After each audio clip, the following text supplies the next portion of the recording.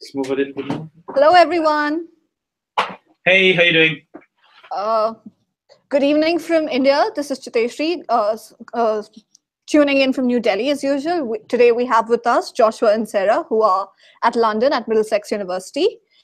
We will be discussing the gender profiles exercise that we offered for everybody to do in Module 5 as the voluntary activity. Thank you to all those who participated in the survey. We had about 105 to 106 responses in the last week. This is Tracy, tuning in from New Delhi as usual. Today we have with us Joshua and Sarah, who are at London at Middlesex University. We will be discussing the gender. Rebecca, there's a mic that's on. Are we good? Fine, yeah. Yeah. So apologies, everybody.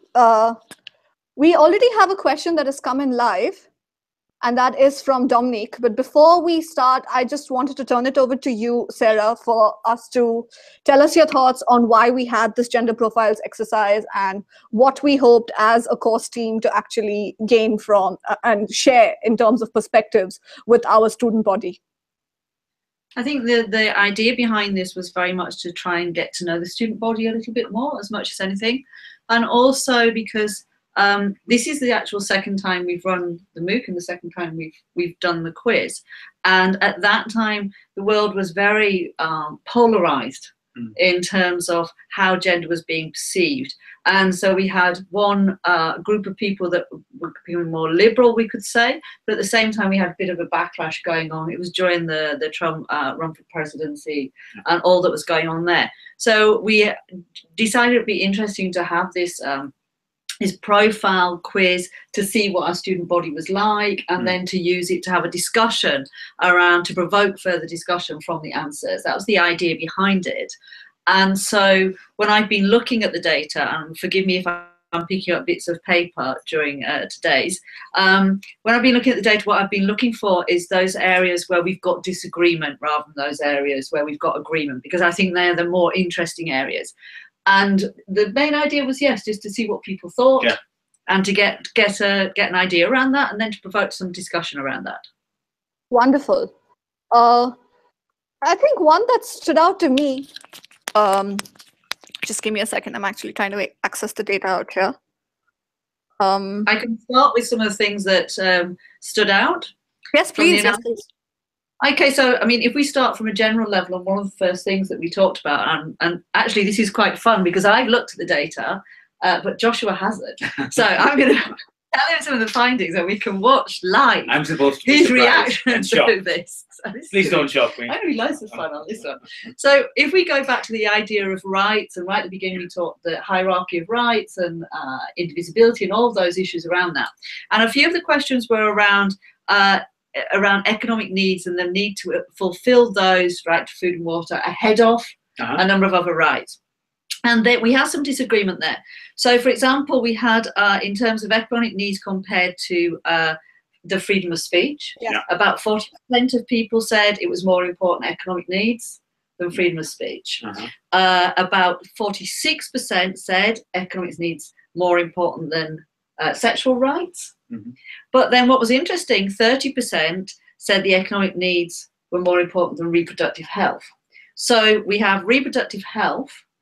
More people think that's very important compared to freedom of speech, compared to sexual rights. Is that the order you'd expect to see them in? It's a tricky question. Yeah, it's supremely tricky because you're thinking of the context in which people are answering this from.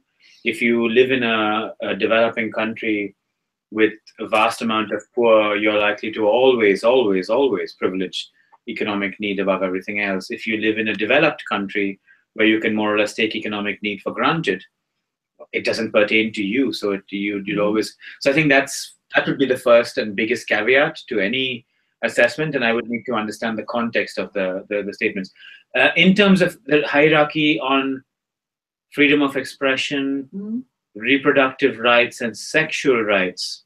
I was a bit surprised because I thought that I was surprised by reproductive health, Yes. actually having more people saw that as a higher priority, perhaps than freedom of speech, which is quite an interesting finding, I think. I'm not that surprised by that. I think No? freedom of speech, and again, this is perhaps the difference between the civil liberties approach and the human rights approach. So there's the kind of civil libertarian approach, which is very much the bread and butter of the human rights movement in Western Europe and the United States of America, sees freedom of expression as the holy grail. Mm-hmm. This is not one you will tinker with. The American, famously, the First Amendment, this idea that there is an absolute freedom of expression. So this is something that is held very, very, very dear to civil libertarians, and it's also in the speeches made on the 4 freedoms, how this freedom of expression is very, very important. And I think in other parts of the world, I'm not sure that's considered to be as highly ranked. So, for instance, Freedom House does the Freedom Index, and I'm not sure that the countries who necessarily do mid-ranking because they perform badly. I think it's just they don't give it the same exalted status. So I think freedom of expression has in Western Europe and the United States of America and some other, I don't even think it's true of Japan. So I don't even think it's an OECD. I think it's very much a Western Europe and United States of America, some influence in Latin America, high emphasis on freedom of expression. Other parts of the world, I'm not sure it gets that exalted status. So I'm not surprised about it being lower. But Joshua, can I just interrupt you there? 31% of our respondents are in Europe and Central Asia, and 17% are based in North America. So Yeah. comparatively, there were more people who who benefit from freedom of speech and expression, but they still felt that economic needs are more important. Yeah, that's interesting. I mean, I'd like to think that that's because these are the concerned citizens more rather than people who are concerned in their own context. So I see that as a positive. I see that as, if people in Western Europe, Central Europe, in the United States of America understand the economic needs argument, I suspect they're doing it from a perspective of reflecting global issues. I would see it as an index of how internationalized you are as students of this MOOC. But yes, that's interesting. I still don't, I mean, in terms of the hierarchy between those three, then, hopefully I've explained why I don't think freedom of expression, and why I'm not surprised freedom of expression is lower. Between the sexual rights and the reproductive rights, now that is an interesting one. I think it's interesting because if you look at the wording on it, because the wording for the reproductive included the word health.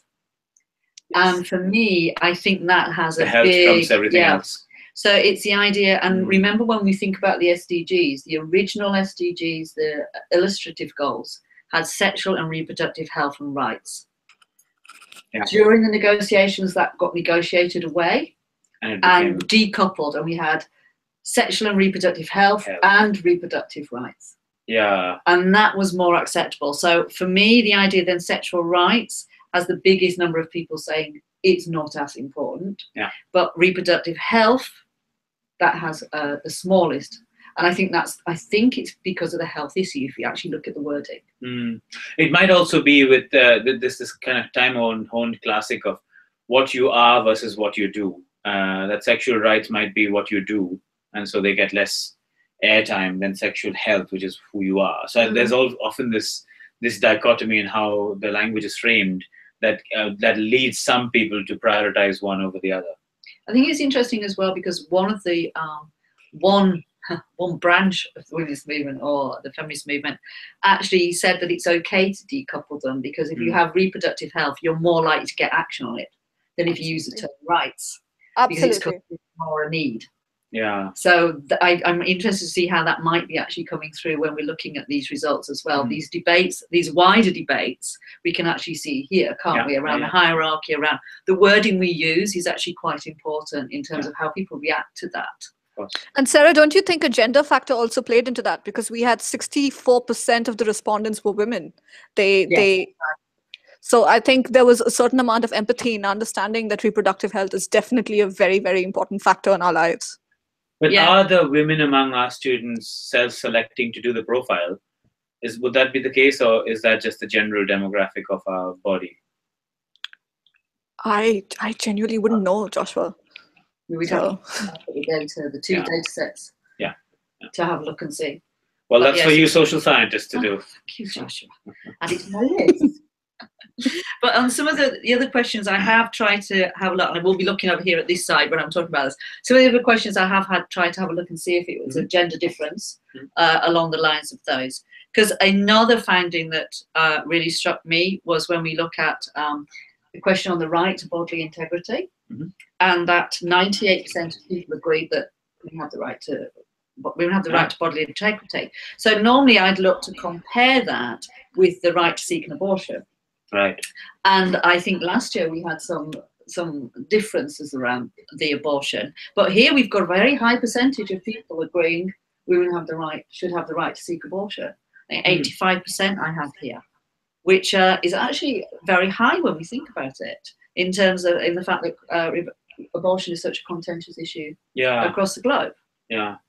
Oh, that is interesting. Yeah, because last year the figures were significantly low on abortion. Yeah, I mean, the bodily relating the two. I think the bodily integrity one. So, for instance, I know of a case that's going on at the moment in India with regards to the vaccination of Adivasi girls without their consent. And obviously, people will react strongly to that. But I'm not sure it links into, therefore, what a view on abortion would be. I'm not sure they correlate so much.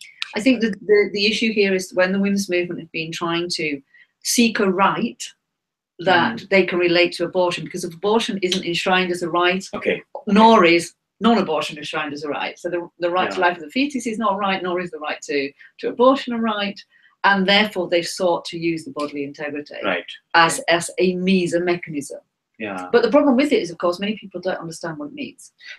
Yeah, exactly. It's not a very sexy right. Integrity, it doesn't really help very much in terms of selling what that means. It seems to suggest the idea of keeping mind and body together. Yeah, it's sort of like a very strange, some disconnected way of living. But that's one of the problems where. Sorry, I agree with you on this, that I also think the phrasing of the words bodily integrity, immediately if you just ask somebody on the street, would they disagree with this? I don't think in terms of how you normally contextualize the word integrity, would you ever say that you don't want to have that? So, probably people did not understand that. Yeah, it also raises specters of sexual violence and rape and all of that gamut of issues, I think, doesn't it? Yeah. So. And I think that's again, we have this thing where, and I was interested also how the responses time with research I've done, say in low-income communities in Nicaragua, are asking about rights. So if you ask about, women's right to live free from violence or to say no to sex, then we have very high proportions, of course, agreeing with that. Yeah.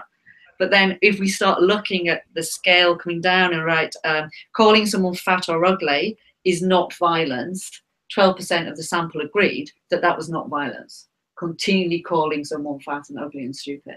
Whereas, of course, in the definitions, in feminist circles, in many circles, that is violence. And legally, on bullying and harassment, those are on the spectrum of the activities that would count. So but we still got that sort of 12% that would suggest that's not violence. And I could quickly have a look and see what the gender split is in that. I think I've got it somewhere.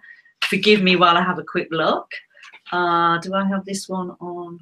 Oh yeah, so on this one we've got a split between in terms of those who are not religious and those who are religious. Those who are not religious are more likely to strongly disagree with this statement, i.e. to see that as being violence, than those who are religious. And in terms of, and we've got the same split with women and men. So women more likely to see that as violence than men. Right. So on two key indicators we can see a difference there, and particularly on the gender lines coming through, that obviously women maybe we can suggest more attuned to what is violence, and obviously women more likely to be on the end of that type of emotional violence. But that, as you say in the legal terms, that's quite interesting. Yeah. Another one related to that was around the statement, there's no such thing as rape in marriage. Now, really? Yeah, we had that statement. Oh, wow. Okay. And we had 10% agreeing. 10% agreeing. There was no such thing as rape in marriage. So 10% people think that you can't.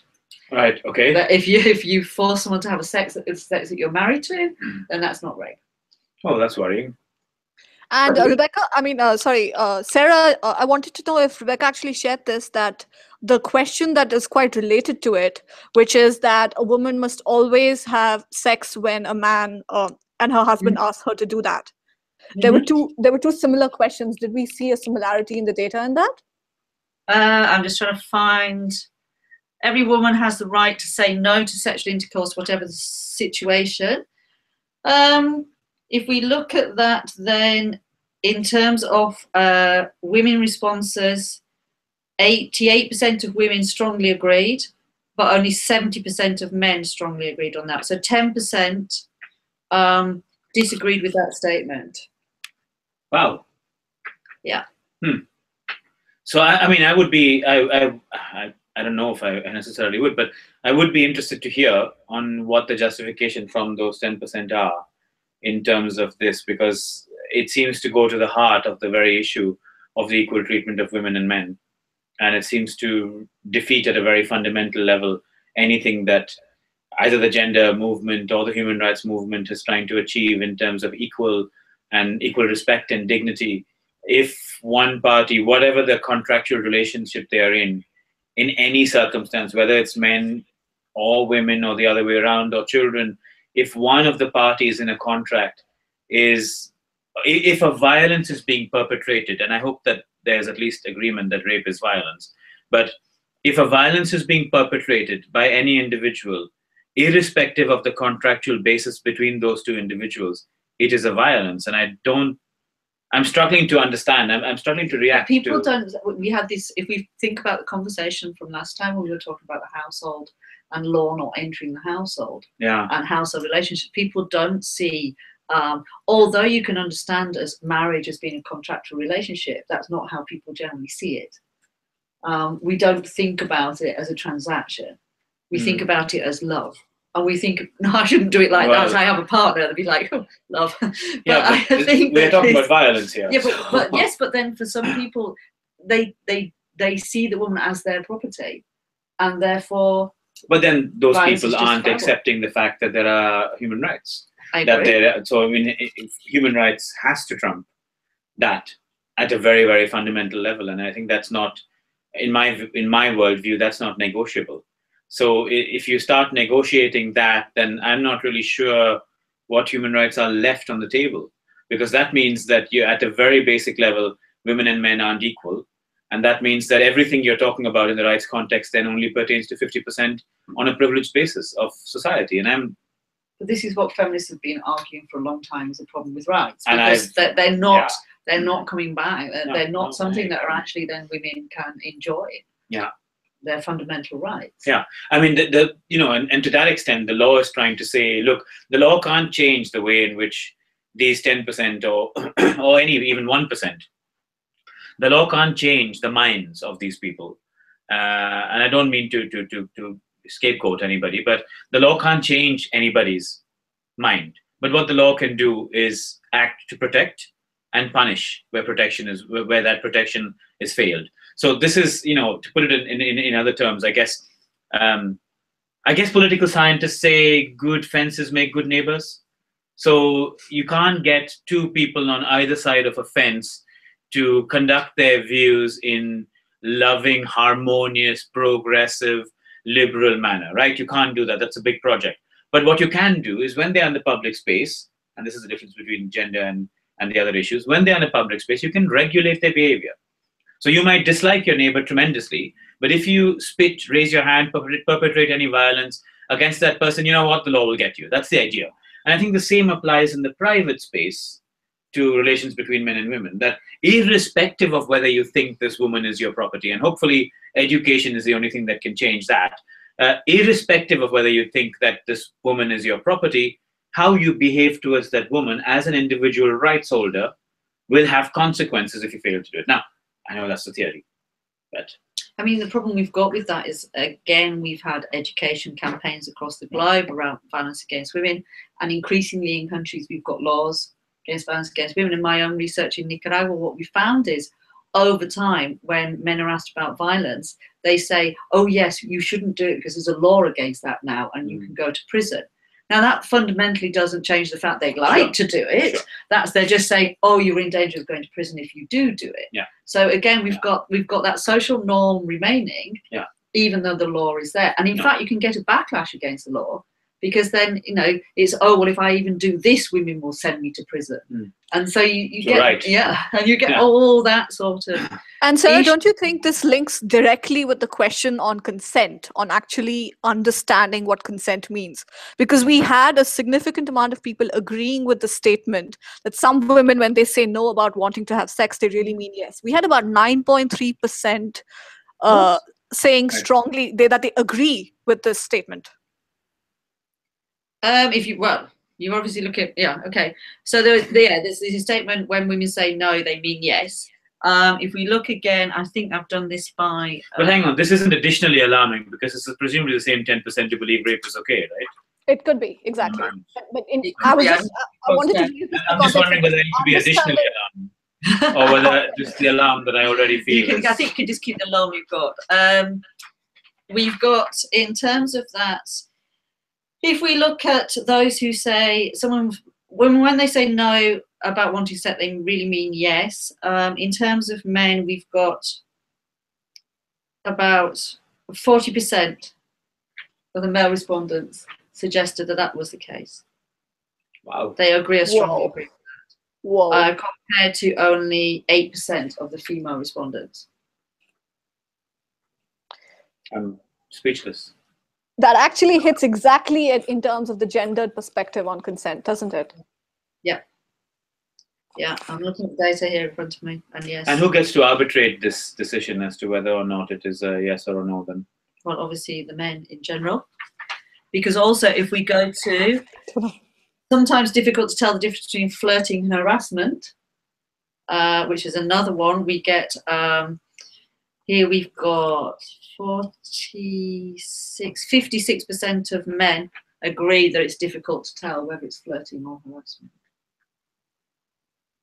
So we've got those two questions seeing and only 20% of women agree on that. So we see a very clear gender difference in those issues, like we're saying around consent. So women saying no but meaning yes, you know, what a man sees to be flirting and women seeing as harassment. We can see it coming out through the data here that people are saying that yes, they can't, you know, men in particular.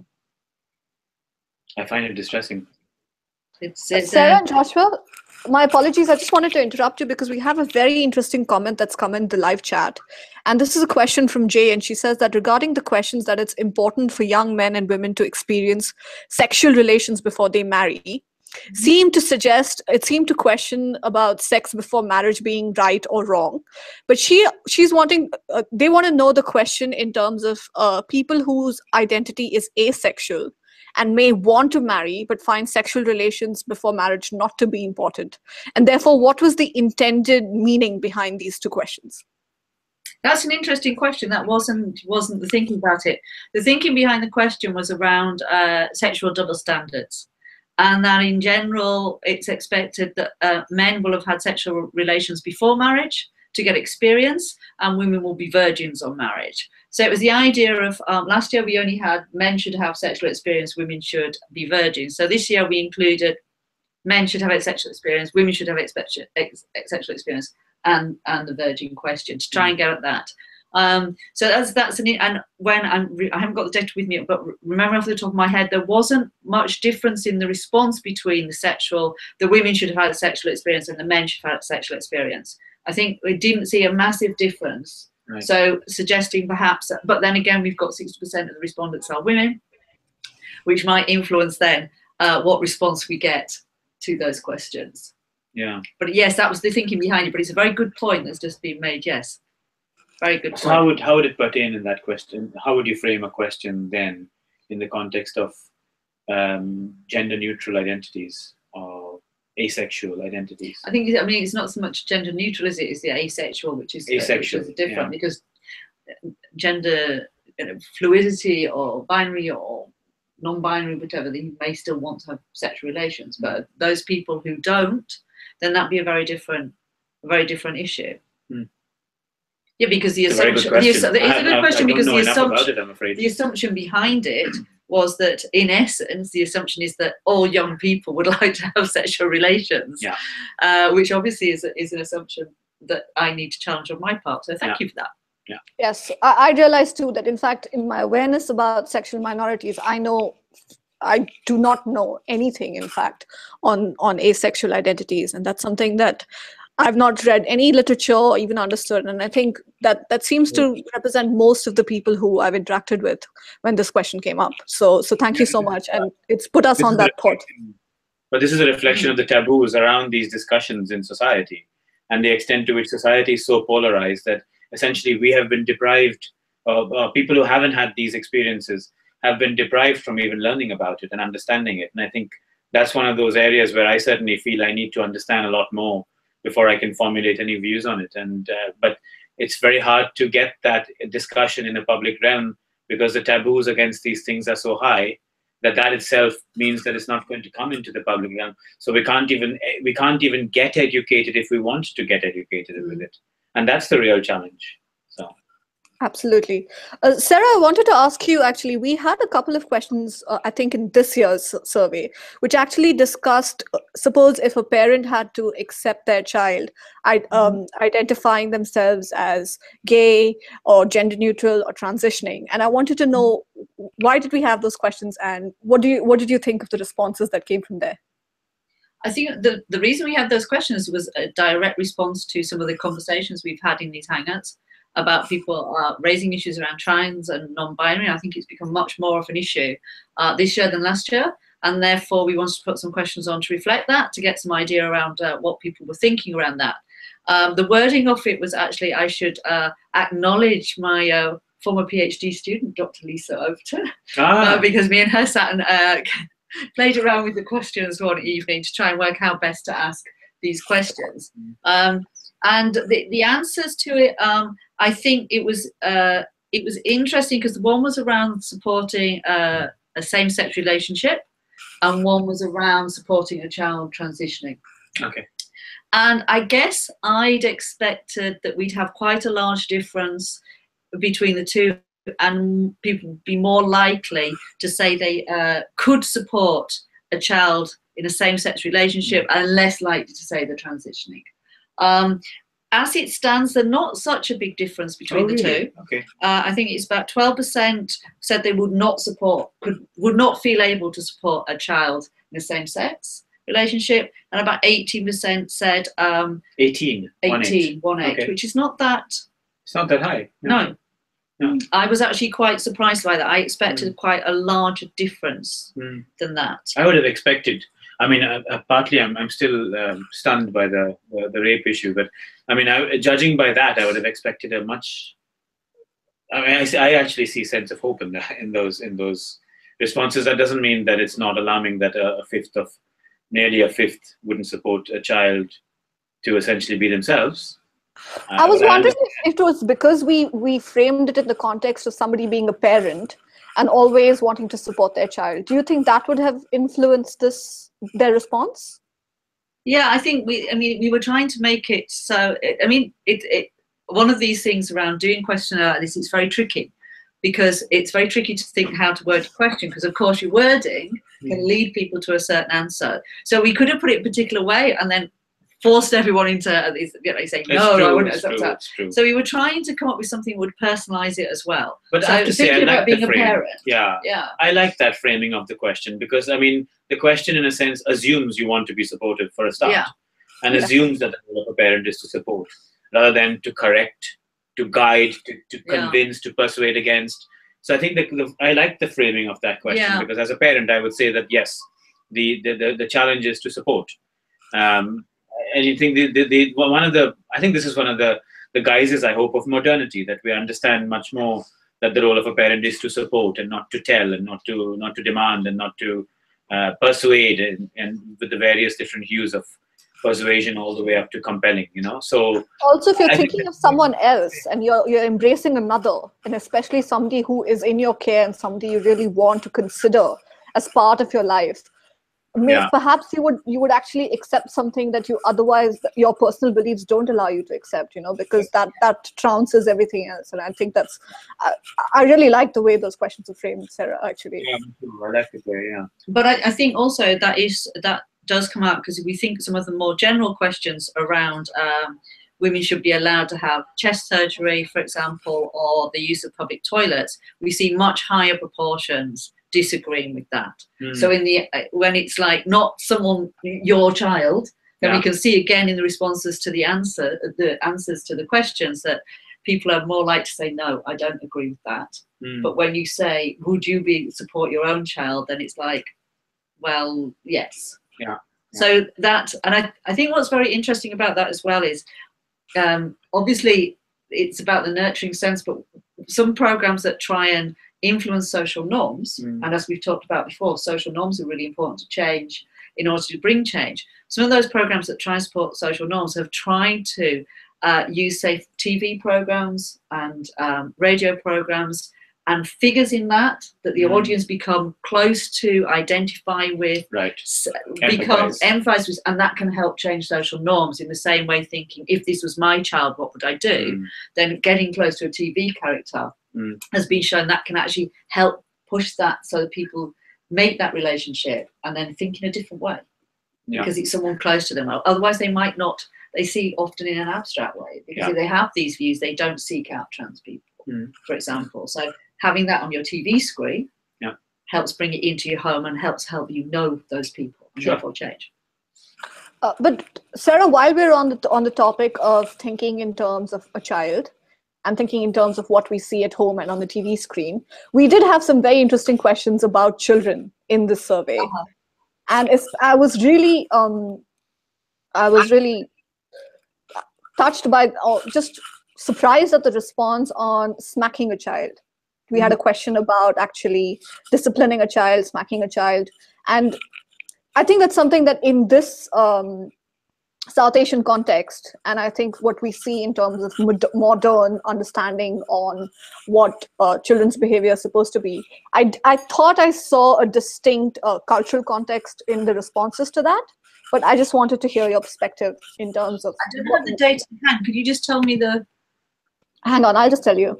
So it was that smacking a child who continually behaves badly is justifiable punishment.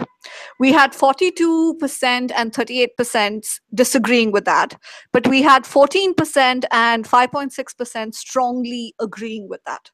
So we had about nearly 20% of the sample survey said that they agreed with that. And we use the word smacking a child continuingly for bad behavior. And it wasn't hitting, it was smacking. We chose that word specifically to be smacking, not hitting. So it was... Smacking gives the impression of it being lighter-hearted? Okay. Right. So often people see hitting as being like abuse, whereas smacking they see as an everyday practice when the child continually refuses to behave. So how do you react to that? I think across the globe there's still an issue around how it's perceived. And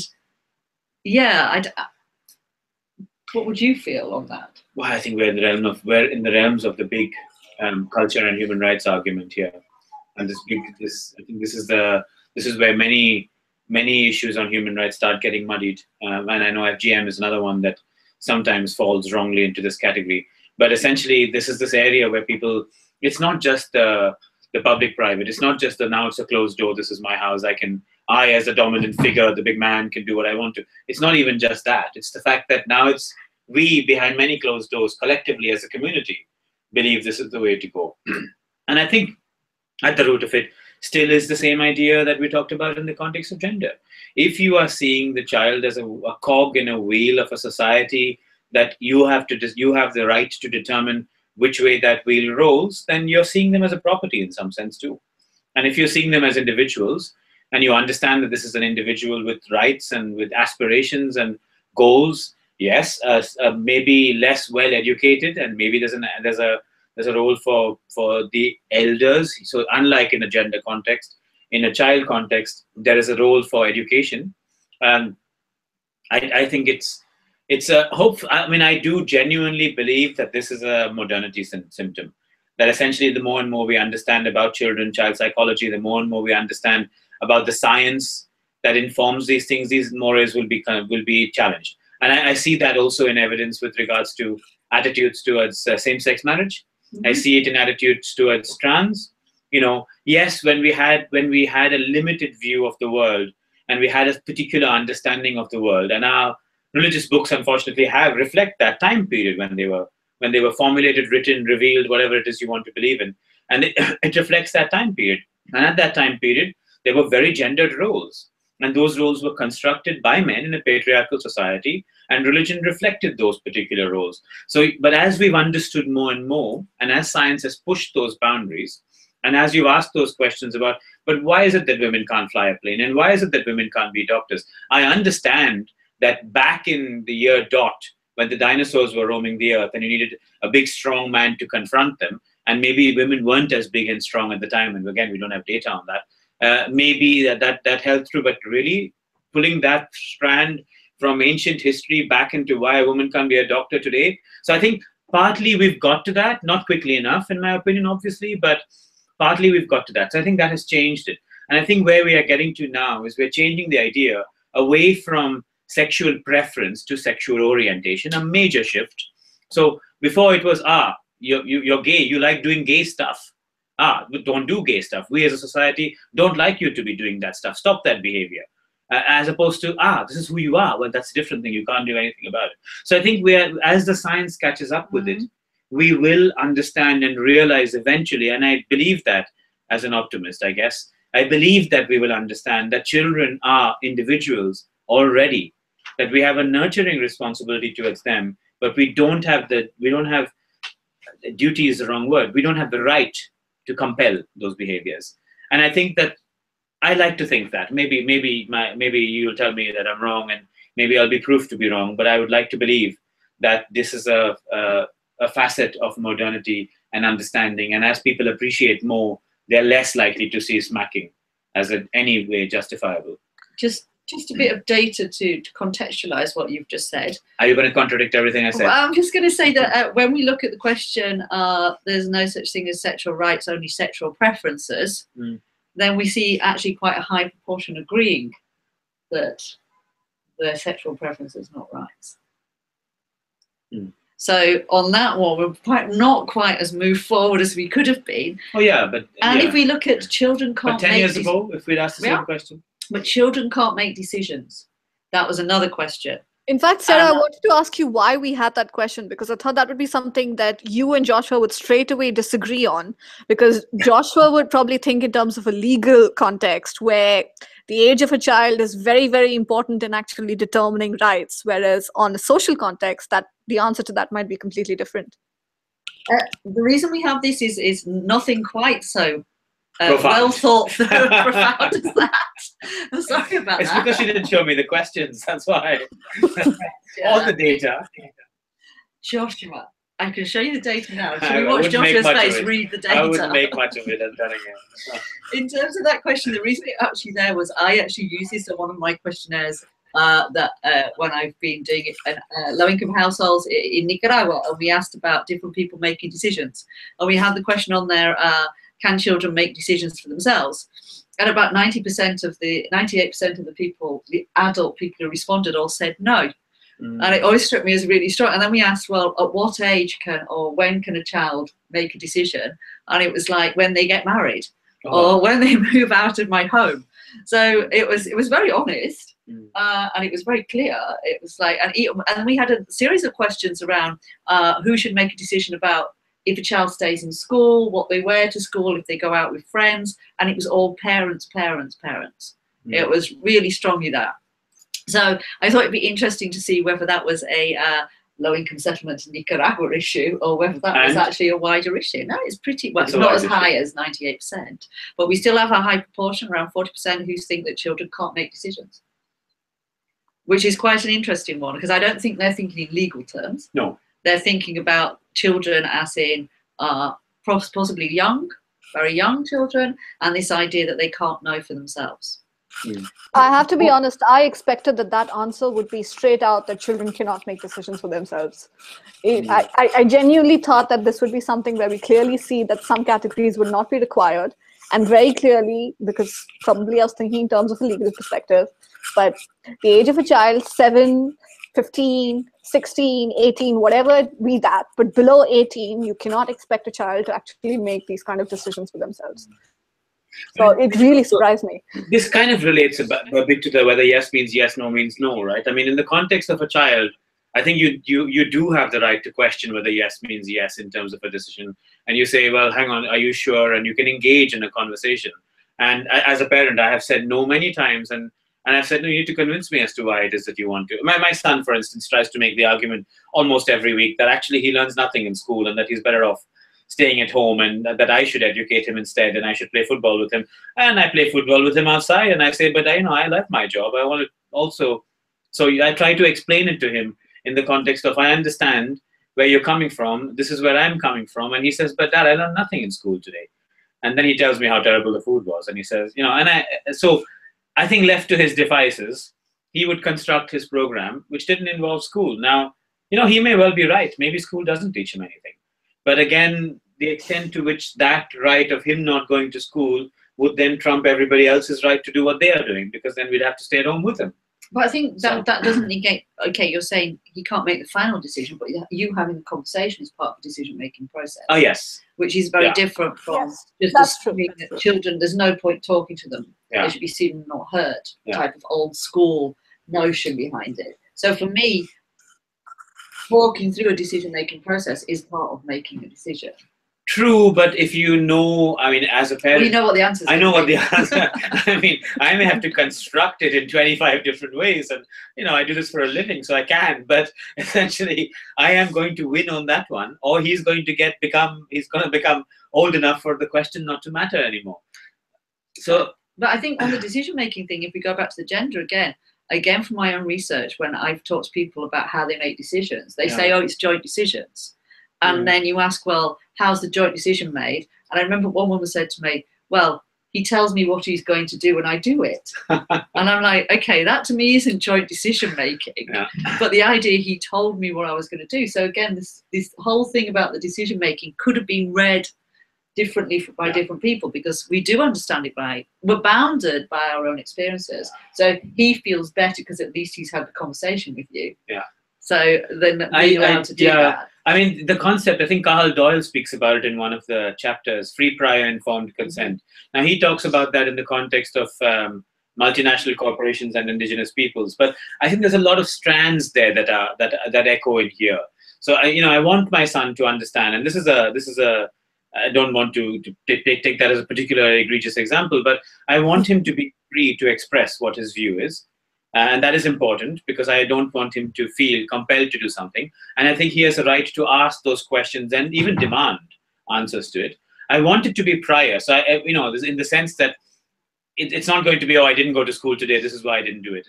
I would like not to go to school today. How do I engage that conversation? So it needs to be before an event, I think. But it needs to be information. And where I try to influence the decision is giving the information on what are the consequences of not going to school. Why is school important? What's the social element of school? So the only test in school is not you sat down there and you came home and now, congratulations, you're a maths genius. The question is really, well, actually, he thinks he's a maths genius already. That's the problem.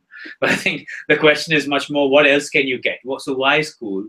What is school used for? What are the other things that you get from it?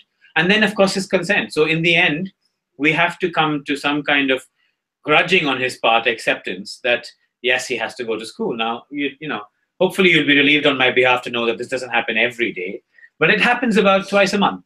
So, and it used to happen 10 times a month. I'm hoping next year it'll happen once a month, and I'm hoping it won't be an issue. But it's one of those things. I think there is a right to have that conversation, and I think to a certain extent, I'm agreeing with you. Yes, having the conversation is important.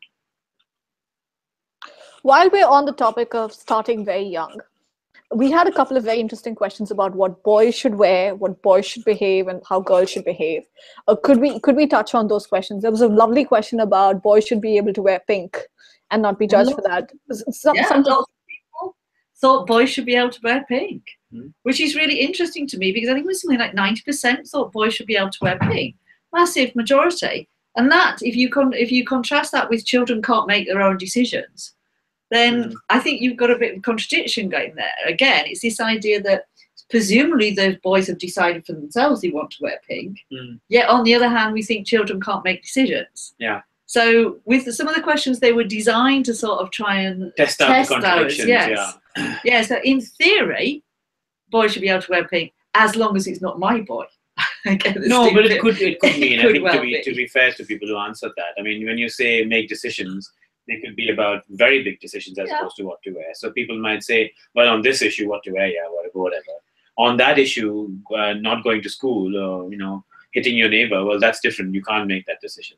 So there could be a range of, could be a spectrum there, right? I agree, but wearing pink as a boy could actually be quite a big decision in some cultures.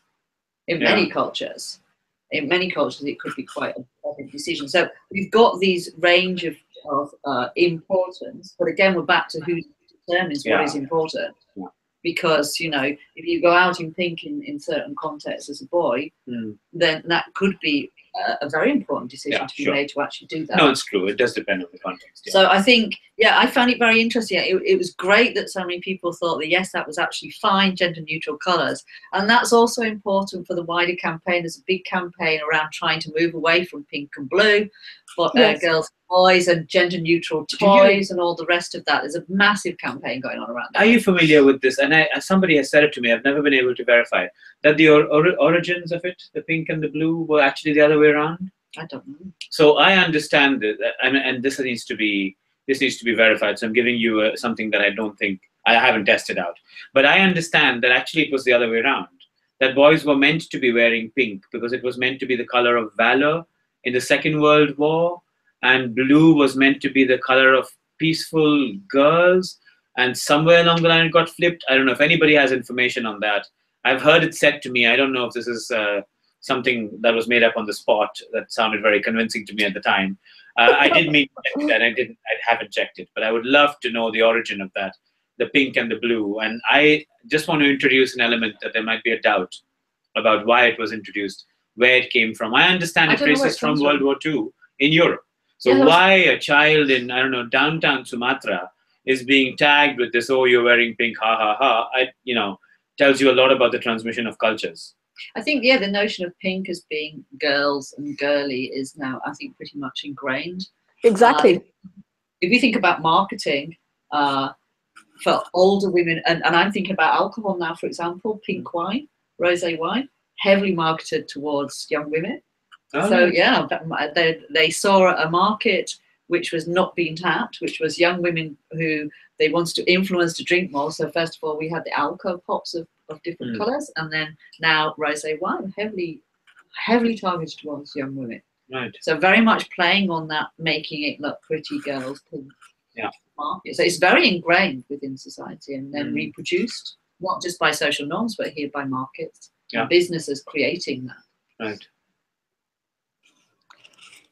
If we can get back to the questions on religion and culture, we did have a question on FGM, and we have a comment that has come in from Reggie on the live chat, where he says that women have a choice in their reproductive rights, but because of the environments they grew up in, they are tied to this. Now, I'm just wondering, again, are we prioritizing universalism or cultural relativism, and how do we understand where the balance lies? Well, we can throw that to Joshua in a moment, but I can just give a bit of data on that, because I think the responses highlight the issues related to this complex area, because 84% thought it was not a right to have FGM, but 75% agree you should be able to pursue your cultural practices. But another 46% thought you must abide by the norms of the country you're in. So we can see those contradictions just in those answers, because it's not that straightforward.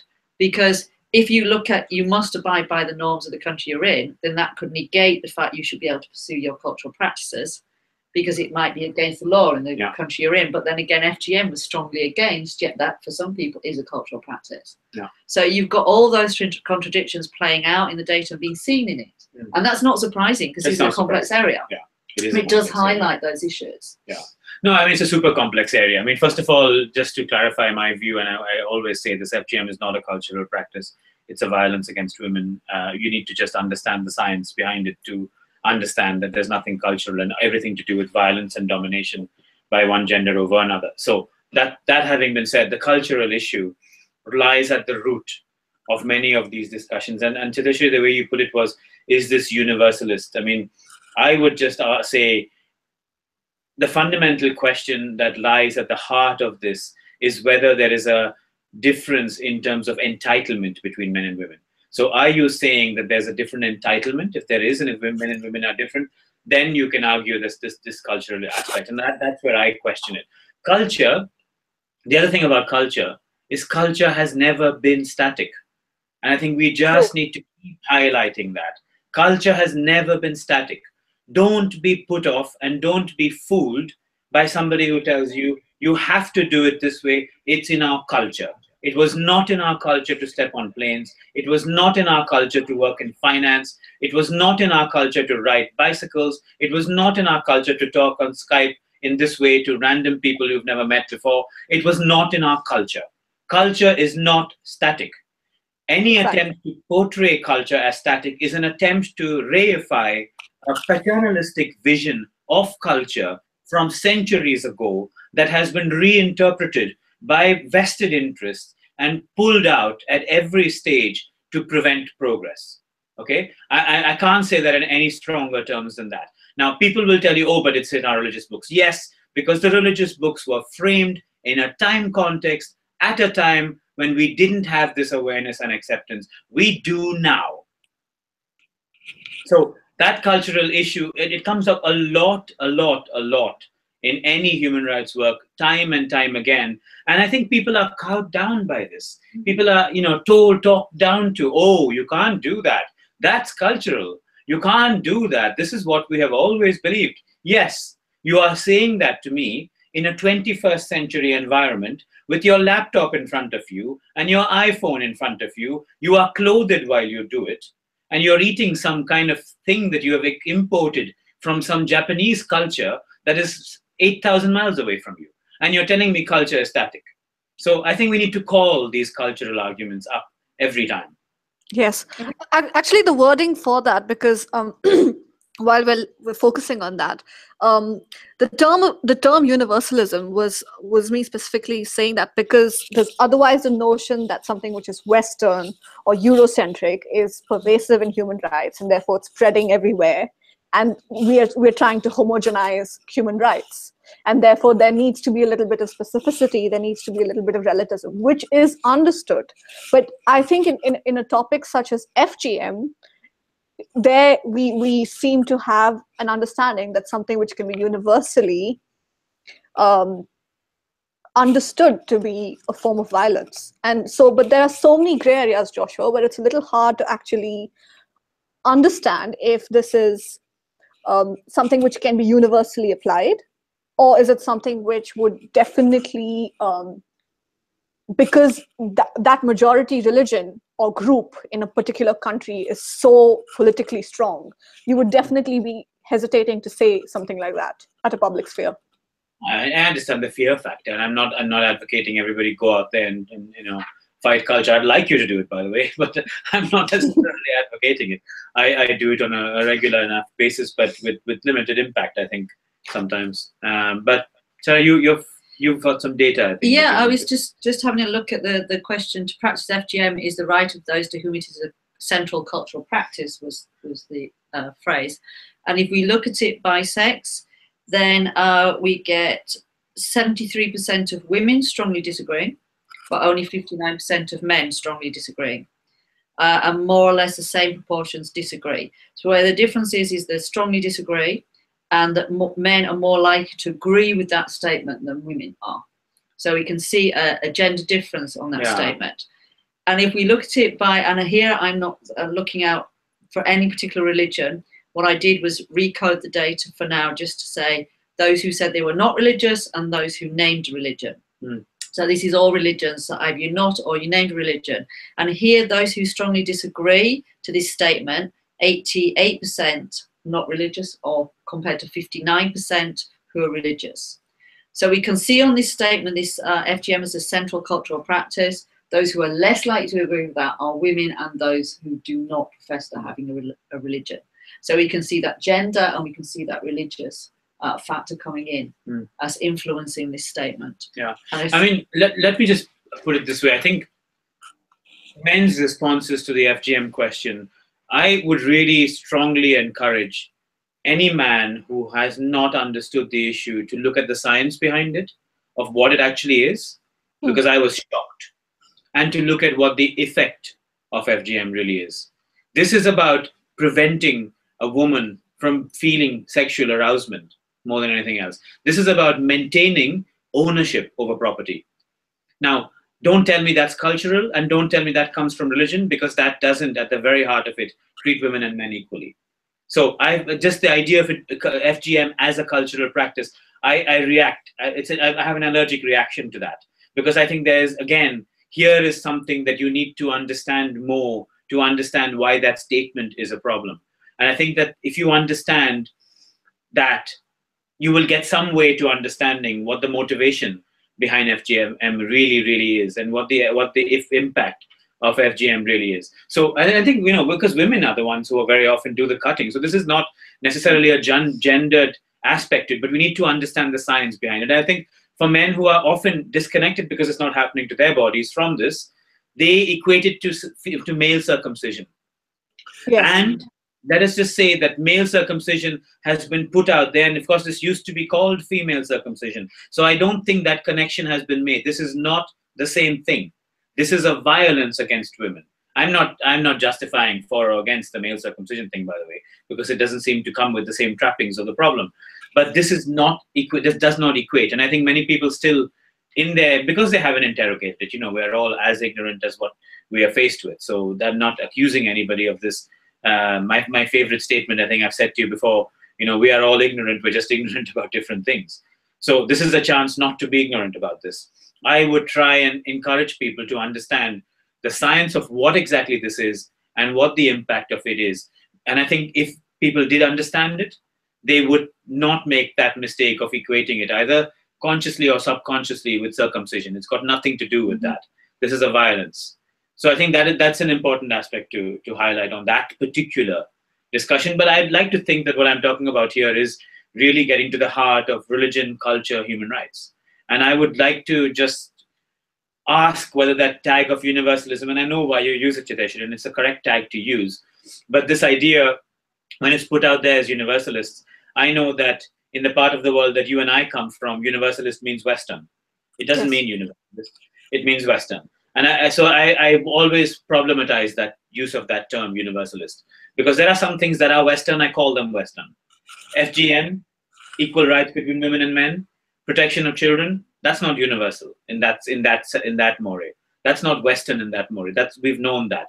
We know that from our religious books. We know that from our cultural teachings and practices. It's just that we've allowed those teachings and practices to be obscured by others who are using them to justify their patriarchal society on us.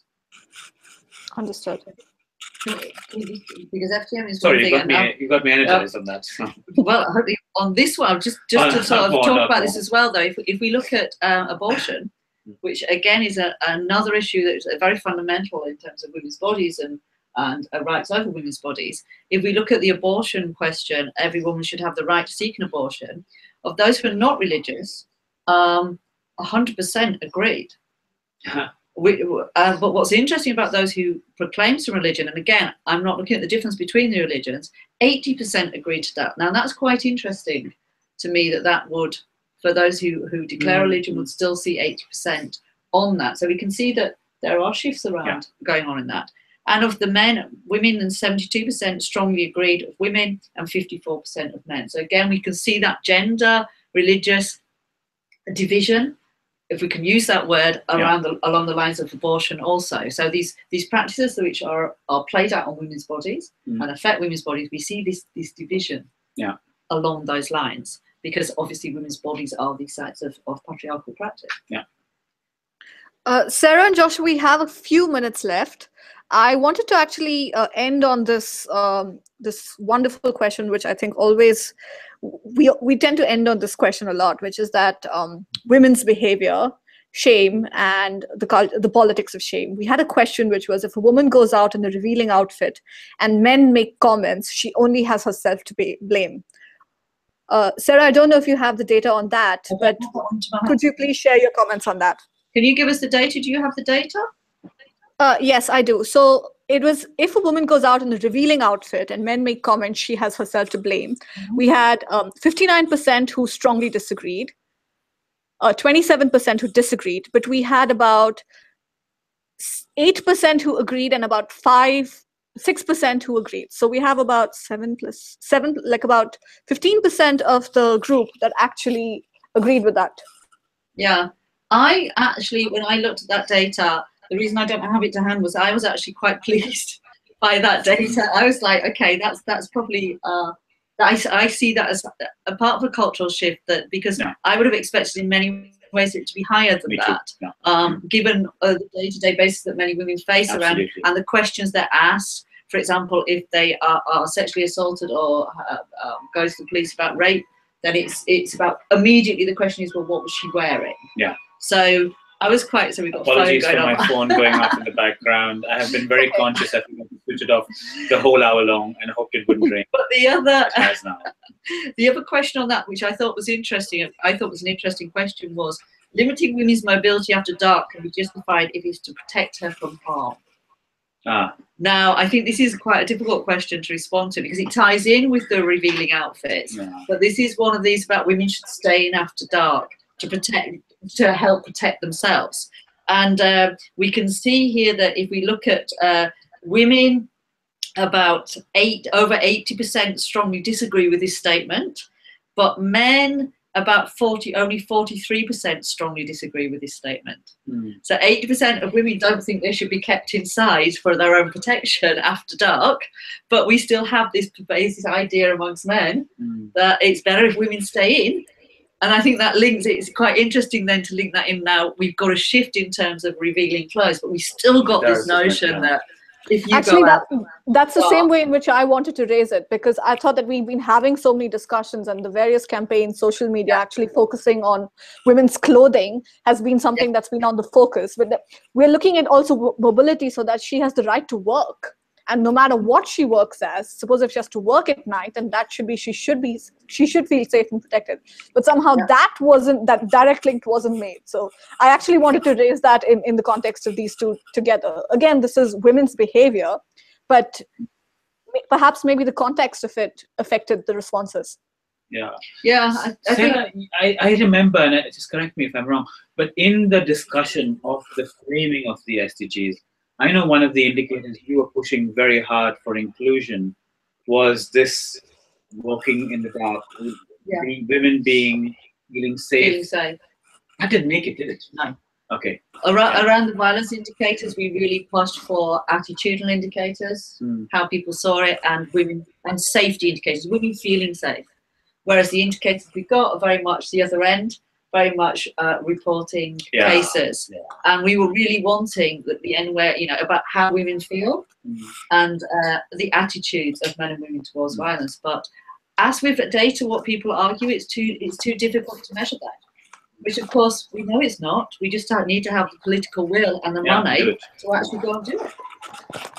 And I think the results from here show us there's lots of areas where we could explore further useful data around some of these attitudes and then link that into what that means in practice. I would love to get reactions from people to this conversation today. I think it would be, I really encourage you to write in and tell us points of agreement, points of disagreement, because it's been a difficult one. I think certainly for me, I'm still reeling from a bit from the rape ones, but it would really, I'd love to hear more about views for, against, just to understand a little bit more on how people see these issues.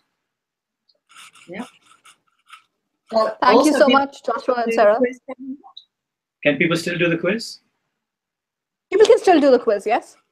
Yeah, okay. So maybe we can look again before the end and see if people have been spurred on to go and give their responses and see if that shifts anything. Yeah. Do you want us to keep a space or factor in something where people actually write their thoughts? Because this was a very objective type questionnaire. I'm wondering if you want us to actually collect substantive feedback. That would be nice. Yeah, that'd be interesting. If that's not too much work. Okay. No, we can just circulate a form and just allow for people to make long answers. Yeah, that would be very useful. Okay. Okay, great. So I think we should end the discussion now because we are up for an hour. Thank you so much, Joshua and Sarah. And to everybody who's tuned in, thank you very much for all your questions, and thank you for being patient with us and enjoying the course so far. Thank you for your comments on the forum, and we look forward to seeing you sometime next week. Bye, everyone. Bye-bye. See you.